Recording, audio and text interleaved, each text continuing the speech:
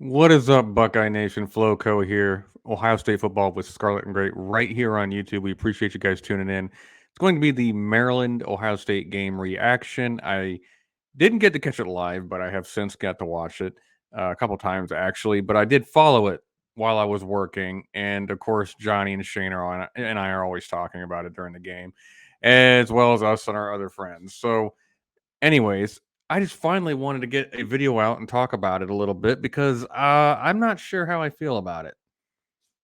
So I probably should have figured out how I felt about it before I record. Never mind, it's too late now. But anyway, smash that like button, and subscribe to the channel. It helps the channel. We appreciate that. If you like what you see, share it with a friend. Free Buckeye content for all of Buckeye Nation. Appreciate you guys as always. And I want to, I want to talk to you guys today. We got to have a conversation about this team, this 2023 version of the Ohio State Buckeye football team. Not sure what to make of it. I think it's actually made people a little bit Looney Tunes this year, and it's not all their fault. I think it's a kind of like we just don't know what to make of this team, so we're kind of all over the place with it. I mean, I see things from Jim Knowles should be fired to Kyle McCord is trash to Ryan Day's the worst coach in Ohio State history. All ridiculous, obviously, but again, I can also kind of understand people's frustration at times. But we're gonna talk about that. It's gonna be a therapy session at Scarlet and Gray right here today. I mean, look, we won, and did you see the score right there? We won by 20. Ordinarily, and Maryland's not a bad team. They were 5-0 coming in. They're a very good football team. Talia is a good quarterback. They have a good offense, and there's some positives to take away from this game, and there's some negatives to take away from this game. So again, after another game, we're definitively, we're definitively speaking, we don't know what this team definitely is. I mean, it's the only thing that's certain is uncertainty right now. I still want to talk to you about it today a little bit. When you watch this game, are you happy? Are you sad? Are you confused? I'm more of the confused, leaning sad, and that's the scary thing with me because normally you guys know me. I am a pretty positive Buckeye fan. In fact, it makes some people sick. Some of my friends get angry with me about it. In fact, because even though we could win, we go to Notre Dame, we win 17-14. We don't play that well. It's like, well, it's a great win because it's Notre Dame. Of course, that Notre Dame gets their tails kicked by Louisville.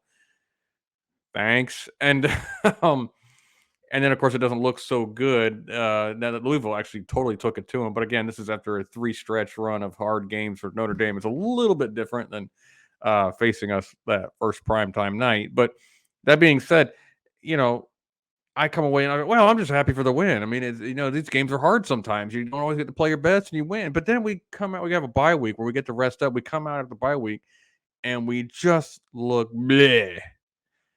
And I don't know what to make of it. It's like during this game, I was even getting negative, and I don't like to be that way. I don't. In fact, I make a very hard choice, to not be that way, even when things don't look their best. And I remember being in a group chat with a bunch of my friends about we were kind of all discussing the game, and I'm done. I'm done with this. I don't mean fire anybody. I wasn't, going that crazy about it. Like, I'm not going to mention the publication that keeps posting negative Ryan Day articles, but he comes off his 50th win, and they think he should be fired. But anyway, I have to say during the game, I was thinking, I'm just sick. They talk so much. I mean, I think Emeka was quoted before the game about, hey, this is Maryland. They don't come in our house, beat Ohio State, or whatever the heck that was being said. I don't know if that was a fake quote or not. I hope it was a fake quote. But I keep hearing the same old song and dance year after year after year. We're going to get tough. We're going to fight. We're going to this and that. And then you come out, bleh. It doesn't make sense to me. Even Ryan Day said it didn't make sense to him. I mean, if he can't figure it out, then we're in real trouble, right? But we're going to talk about the good and the bad of this game. We're going to start off with the good. Let's do that, and then of course end on the bad, so we could all leave unhappy. I guess, kind of like the opposite of the Maryland game. We all started off unhappy and left, a little bit feeling a little bit better. But the good. Let's talk about this. The defense. Look, I do not understand the nitpicking of Jim Knowles. I understand that his defense sometimes allows some gash plays. I understand there are times in the past it has allowed big plays, which they have severely cut off this year because they're playing a lot more off the ball, a lot less aggressive, and that's by design. There's a little bit more bend, but not break on this defense. But last year, it seemed like Maryland could have any big pass play they wanted against us, and this year we actually held Talia in check. We held the whole Maryland offense, which is a good offense, to about 300 yards, 4 yards per play, I think, somewhere around there, and 17 points, and 7 of that was basically gifted to Maryland by our special teams. We'll get to that later. That is not in the good section, so that's way down the road. So they essentially allowed 10 points, right? And then they took 7 away. They actually gave us 7 when Josh Proctor stepped in front of the pass. He's over the middle and made a great play in the ball and took it to the end zone. And of course, Lathan Ransom, key interception at a key time in a tie game, and we gave us a shot at their side of the field to go take the lead. Look, I mean, and then I say, like, Knowles' defense overall is playing really well. Oh, you still can't get off the field on third down. I was like, see, now we're nitpicking. At one point in this game, they had outscored the offense for a couple quarters. I mean, it's like, what do you want me to nitpick? Well, they got bailed out. They should have been 13 instead of 10 and a half. Okay. Maryland made a mistake. Good. And we capitalized on it. I just, again, this is nitpicky stuff when the offense can't even put a series of downs together, and the defense is holding a pretty solid, powerful offense to 10, 17 points. Especially last year, they gave up 30. I just, it's like you guys have just forgotten. Not all of you, but the people who are negative about Jim have forgotten the Kerry Combs days and the Greg Schiano days already. The days where we just like, well, we just scored 49 points. Let's hope we can hold them to 45. 2013 was a brutal year to watch because our offense was so good. Even like against teams like Indiana, it'd be 52-30 or 49 or something like it. It's just, I mean, I was at the Maryland game in 2018, 52-51, where we should have lost that game on the 2-point conversion where the guy was wide open in the end zone. He's made a bad throw. I mean, I got a guy who's holding Notre Dame to 14 points after previously scoring 40 plus every game. I got a guy now who takes Maryland, a really good offense, a top 30 offense, and holds them to 17 points. Really, again, part 7 of it because the special teams completely screwed up. I'm supposed to be down on him. No, I'm not gonna. No, I'm sorry. The defense is looking good. I'm not saying there aren't aspects of it. The linebackers are a little bit, iffy right now, which it's weird to say because Tommy Eichenberg did have 13 tackles against Maryland. But that being said, Tommy and Steele are just not playing up to what we expect them to play. I don't know what the issue is, but at least I know I can trust Jim Knowles to get it worked out because I think the defense is light years from where it was in 2021. If you don't agree with me, I don't know what to tell you at that point. You're just not trusting your eyes. So the passing offense woke up in the second half. Now Kyle McCord, this is also part of the good. He's good and bad. He's a roller coaster. Kyle McCord in the first half, I was done with it. I mean, I like Kyle McCord. I was tired of it. I was just like 1 of 5, 3 of 10 or 4 of 10. I was getting tired of it. And I can completely understand, why people were down on him. I mean, I don't like it when people are down on him for nothing. I mean, I get in arguments with people who constantly, well, he misses an open receiver here and there. Every freaking quarterback on the planet misses open receivers. Every one of them. Tom Brady, Aaron Rodgers miss open receivers. Good grief, guys. It's one of the most ridiculous critiques I've ever seen of a quarterback, as if every quarterback doesn't do it. I watched C.J. Stroud all day today at Houston and Atlanta. I love C.J. He's killing it in the NFL level. But even he would miss wide open guys. For everybody who says, well, he's not C.J. No, he's not C.J., but C.J. also misses open guys. I don't mean like he saw the open guy, threw a bad pass. C.J. rarely throws a bad pass, but he just completely didn't see the guy.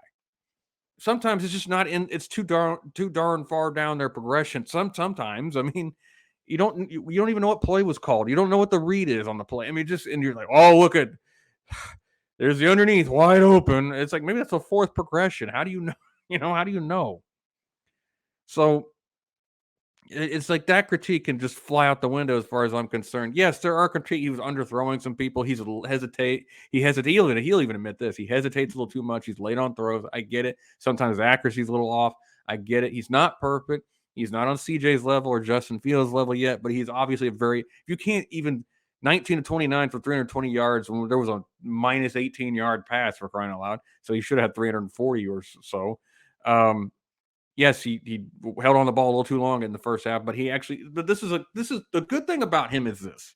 And this is why I still have faith he can beat Penn State and Michigan no matter how we look sometimes, is because of the fact that he could have a terrible half and look not even pedestrian. He was Joe Bauserman, Todd Beckman territory. The second half, he's CJ Stroud, Justin Fields, whatever, in that, okay, let's say Joe Germain territory, if you don't want to go that far. But he was really good in the second half, and he turned it up. He can let that bad play roll off his shoulders and still look great in the same game. He's not a guy who just gets down on himself to the point where, well, I'm having a bad game. It's just is what it is. I'm just gonna crawl up in the fetal position here and cry about it. No, he just keeps throwing and keeps playing, and then he gets better as the game goes on. That's been proven throughout his short career so far. Yes, he needs to put together a full game. Yes, he needs to put together 4 quarters. But you know what? The truth of the Buckeyes is this. This may be a team this year where the defense just has to keep us in striking distance. Not be perfect, not be suffocating and shut out, but just, okay, we're down 13-7. Okay, we're down 17-10. Okay, we're down 10-0. That way we're still in striking distance. The game's not out of hand by any stretch of the imagination. And then it takes a minute for Kyle to catch up. And you're saying, well, that's not good enough, Corey. Well, it may be what we have to do to win this year. And it may be effective. I don't know if it'll beat Penn State and Michigan right now. I don't know that. It has in the past. I don't know if it will this year. I have no idea yet. In fact, I wouldn't be surprised if Penn State jumps out 17-0 on us, as the way we're going to talk about this in a second. But, I still like that in a young quarterback who's making his 6th start. Who it's just like, okay, yeah, I didn't play well first half, but we're gonna move on, and I'm gonna show out in the second half, which he did. Yes, he underthrew a couple people. I get it.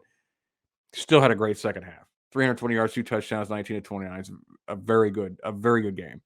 And quite frankly, when the offense woke up and got rolling, it was fun to watch. It looked like the offense of old for Ohio State.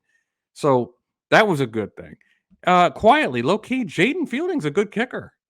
So far, allegedly in practice last year, he had a 63-yarder. Granted, that's in practice. And look, I was saying it privately. I don't know if I ever said it on the podcast. And I'm not knocking Noah Ruggles, but in that Georgia game, I probably would have gone with a guy I knew had a leg to do it. He may not have made it, but I wouldn't have trusted Noah Ruggles. I mean, and then you say, well, that's hindsight, Corey. No, it's not. Not for me. And on this situation. Again, I don't want to knock Ruggles. He was a great kicker while he was here, but he was not a distance kicker. We can all agree on that. And he had never made a 50-yarder in his career. If you don't, maybe in practice he shows he has the leg to do it. I don't know, but if you don't feel he has that leg in a game like that, you feel like he's almost guaranteed to miss a 50-yarder. You may as well just go with the other guy who can kick it a mile. Maybe they weren't eligible too. That's another possibility. I didn't look back at that, but I mean, that's to me like, I don't know. Or maybe he was doing the kickoffs. I can't quite remember what the role was for Jaden last year. But if he was able to play in that game, I think I would have just gone with him and said, look, dude, I mean, I know it's a big moment, but here you go. But he's 7-7 in field goals this year. 41 is his long. Again, he hasn't been challenged yet in a dire situation, but he's making them. He's putting points on the board when we need him to. Kicker's good. All right, let's go with the bad now. We're going to move from the good to the bad because I can't think of any more good. I mean, defense as a whole, there's individual spots. Like JT Tuimoloau was awesome. He played a great game. Josh Proctor obviously played a great game. Lathan Ransom played a great game. The corners look good. Denzel Burke had a couple pass breakups. Linebackers, right now. Oof. Michael Hall played a great game. Tyliek Williams played a great game. Jack Sawyer's unfortunately doing some solid things, but not the 5-star things. But Caden Curry looks really good. But anyway, I want to mention some individual performances because I just too many to list on the defensive side of the ball. Talk about what happened to the run game. I thought we were figuring it out earlier in the year. And here we are. We're averaging Chip's averaging 3.1 yards per carry. Mine Williams 3.8 yards per carry. The team averaged 1.9. That's a little misleading because sack totals get added to that, and Kyle McCord lost 20 yards in sacks. But that being said, it still, when your top two running backs are averaging about 3.5 yards a carry, that's not good, especially against Maryland. They're not exactly known for being a suffocating defense. So there's also plays where you look at Josh Fryer's pulling to the left, and he just doesn't know where to go. It's a little bit of that as coaching, right? I don't take PFF grades that seriously, but the run blocking grades weren't that great. Their pass blocking was okay. Sometimes it was just a matter of Kyle holding on to the ball forever, but Matt Jones was not good in pass blocking if you believe PFF. But I don't know what to think. Why do they have so many stretch boundary runs to the short side of the field is beyond me. I don't understand that. I don't understand the thinking behind that. Now, granted, the new school offensive minds in football, like the LaFleurs, the Shanahans, the McVays of the world. I know Ryan Day doesn't exactly run that offense, but he's still in that new school-ish thinking. A lot of them like to run plays that they know won't work, but they set up something else down the line. I don't know if that's what Day's doing. I don't know what his thinking is. I mean, but again, he sounded kind of lost for words in the press conference after the game, saying he might have to look at the system. He's going to have to look at. What was encouraging about that was the fact that he sounded like he's like, okay, look, this isn't going to work. We may have to scrap it and go with something else. I know it's hard to do that mid-season, but that being said, they got to get that in order. I don't care how it is. I don't know if it's Justin Fry, who's also the run game coordinator. I don't. And Fry's had success doing that in the past. I mean, so what is it? Is it a contradiction between offensive philosophies between Justin and Ryan? I mean, I don't know. I don't know. Are we missing Kevin Wilson a lot? Nobody's really talked about that. Is Kevin Wilson not being here? Is that causing that big of a problem? Again, I don't know, but it's something to think about because Kevin Wilson's an outstanding run game designer. But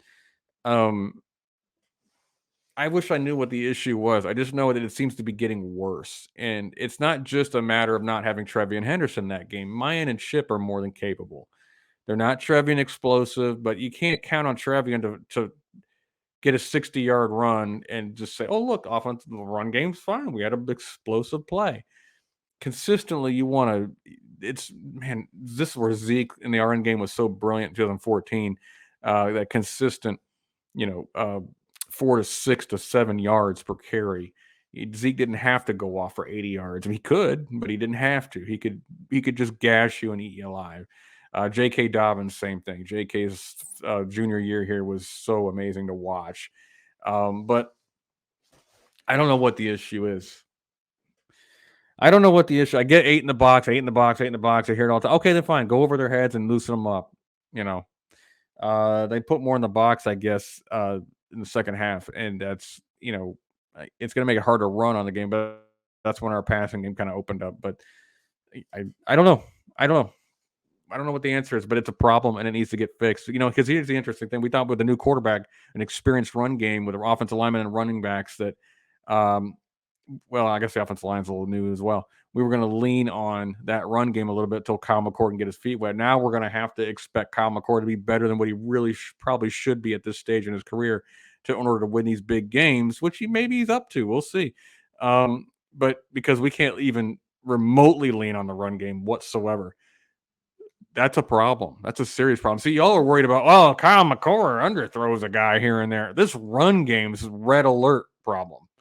Kyle McCord's not red alert problem. Kyle's a young, talented, inconsistent quarterback, but he gets it done in the end, and he's proven he has so far. Until he proves he can't do it, I'll believe he can. The run game, until they can put something together, I don't believe they can run on anybody. That's fire alarm, red alert problem right there. Consistency. This team is just not consistent. They're so roller coaster up and down. I think the only complete game I can remember them putting together was Western Kentucky. Even Youngstown State was kind of ugly. I don't understand. Kyle McCord's a part of that consistency problem, by the way. It's just every game's a roller coaster. Even teams they should really roll. I'm not saying Maryland's necessarily a team they should really roll, but They should not come out of the gate just, having the head coach scratching his head like, what's going on here? I don't understand it. I mean, it's up until 2018, Urban rarely had these issues with this team. I don't know if it's just a psychology thing. I don't know, preparation thing. I don't know what it is, but the team as a whole seems to just sleepwalk at times during games, and it's a major problem. And I feel like it's become more and more of a problem over recent years. I'm not saying this team has never come out fast because they do at times. I can remember Michigan last year. They came out first drive, put up 7 on the board. They came out fast. Defense looked good out of the gate. I mean, it's Michigan State. I mean, 2 years ago, Michigan State. They just A to B all game. It didn't stop. I mean, this is a couple examples off the top of my head. So they have started off fast. I'm not suggesting they never do, but lately it just seems like they just don't come out of the gate ready to go. It's almost like they're all collectively nervous. You know what it's like? It's like almost when you're behind somebody in the lane and the red light turns green and you see the brake lights come off their car, but they're not going. And you're wondering, like, what's the issue? You can go. I know you can go because your brake lights are off and you're just idling there. What's the problem?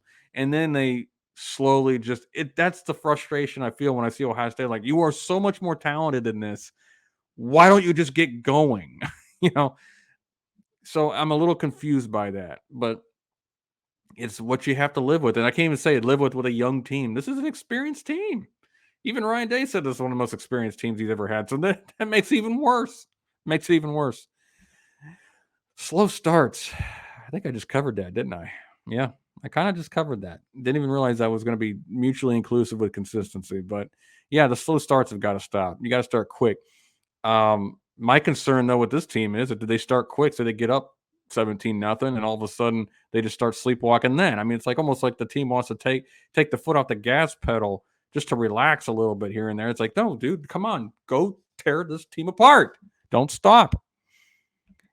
Special teams. Last thing I'll mention on the bad. Parker Fleming, he's got to be on the hot seat. I don't want to call for people's fire. I really don't like doing that, but he's got to be on the hot seat. A bad snap that looked like it was supposed to be a fake, but Ryan Day says it was just a terrible snap. It's almost an impossibility to see a snap that bad. Getting multiple bad snaps, almost punt return for a touchdown. Jaden Fielding is the only thing going well on special teams right now. The punter is inconsistent. I don't know. We don't really have a return game to speak of in special thing. I mean, I don't know. It just hasn't been good. Even last year, missing opportunities that could have helped us in the Georgia game. Just I don't know. I remember there was a time where I felt like Ryan Day would go for it on 4th down on a fake punt or something, and it would work because we had a competent special teams. Right now, does anybody feel like it would work? I don't know. I like the idea of having a special teams coordinator, but at the same time, I just don't think Parker's it. Until proven otherwise. And I think most of y'all agree with me on that one. Leave a comment. What do you think? Should Parker go? Should we give him more time? What do you think about that? Let me know what you think about any of this. What's the answer to the slow starts? What's the answer to the run game? Let me know in the comments section. I want to hear from you on this one because there's people out there listening to this know more about ball than I do. I'm just a schmuck here talking to you, and I appreciate you listening. So appreciate y'all tuning in again. And it's a win, and be happy for a win. Obviously, 5-0. What's the best thing about going 5-0 is a chance to go to 6-0. Obviously, as Urban used to say, still does say on Twitter or X, whatever. But this team, it just again, you get a little frustrated because this team still has a long way to go, and yet I still feel like they're a team that somehow is going to eke out a win against Penn State in a couple weeks. Don't ask me why. I just think they will, because I just think that's the way this kind of team is. This team is. They got all kinds of, and you know what? They're like that really ugly guy. Got some things going for him, but not necessarily attractive, not really charming. He keeps hitting on the girl and just persistently hitting and resilient. She rejects him. This girl, that girl, this girl, that girl. They keep rejecting him. Doesn't matter. And he just keeps going. He's resilient. And he just keeps going. And he finally gets this gorgeous model. Just because he's so freaking resilient and persistent. And I feel like that's what Ohio State is. They're the ugly guy that just keeps hitting on the girl. And yet they find a way to win. That might be this team this year, where the defense is good enough to keep them in striking distance. The quarterback wakes up, the passing game gets going. I don't know if we're ever going to count on the run game. They're just kind of there at this point. Maybe a Trevian Henderson breaks off a big play now and again, and that will be our run game. I would almost like to go to a short passing game to kind of supplement our run game a little bit, but I don't know what's going to happen going on from here on out. There's obviously some warts all over this team, and we all don't know how to. We all like, well, he's a nice guy and we like him, but man, it's hard to look him in the face. That's kind of what it is with this team right now. Oh gosh, guys, I'm just kidding, of course, but as always, guys, I appreciate you tuning in. Smash that like button, share the channel, subscribe if you like. God bless you all. Season's almost half over, though. We got to enjoy it while it's here because it's gone so fast and it takes so friggin' long to get back. Appreciate you all as always, guys. Goodbye. God bless. And of course, go Bucks.